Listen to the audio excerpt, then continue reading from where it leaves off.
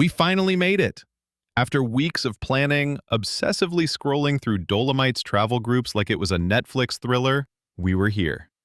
If you're planning your own Dolomites trip, or just dreaming about it, stick around, because this was one of those pictures don't do it justice kind of days. Day one of our Dolomites adventure started in Conegliano.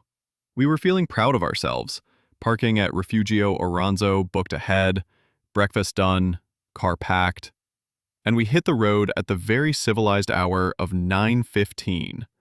Not bad for non-morning people, right? Google Maps promised a neat 2-hour drive. Waze agreed. Reality? Yeah, not so much. Between construction, traffic, and what I now call the Dolomites pace, it turned into a nearly 3-hour trip. We finally rolled in at 12:15, fashionably late for our 11 o'clock reservation. The drive up was wild. Steep, twisting roads that felt like a roller coaster, except you're the one steering. And when we stepped out of the car, the first thing that hit us? The scale. Everything is massive. No photo, no video, no postcard prepares you for that. We only had about 4 hours to explore before heading to Santa Cristina for the night, so we started the famous loop towards Refugio Lavaredo. It's about a 30-minute walk, but between the constant photo stops and moments of just standing there, completely awestruck, it took longer. It was busy, sure, but not too crowded. Both Refugio Oronzo and Lavaredo had tables free. We grabbed lunch at Lavaredo, pasta that was fine. Not right home to Nona level, but solid mountain fuel. By that point, we realized we weren't going to finish the full loop and still make it back for a 4 p.m. departure.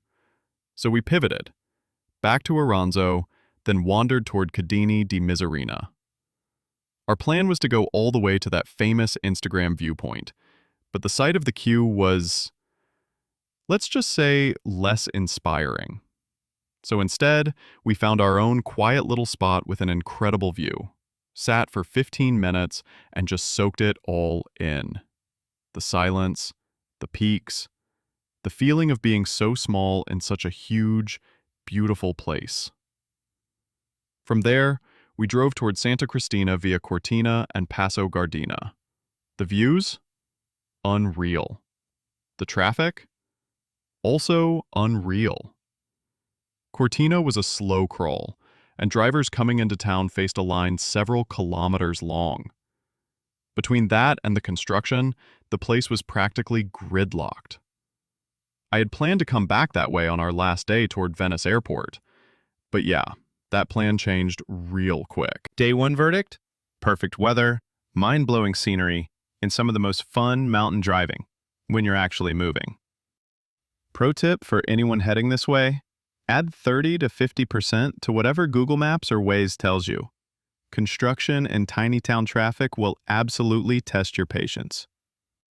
Next up, day 2, Sisita.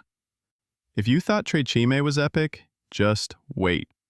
If you enjoyed this little travel story, hit that like button, subscribe for the next episode, and drop a comment if you've been to the Dolomites, or if it's on your bucket list. Trust me, it deserves a spot there.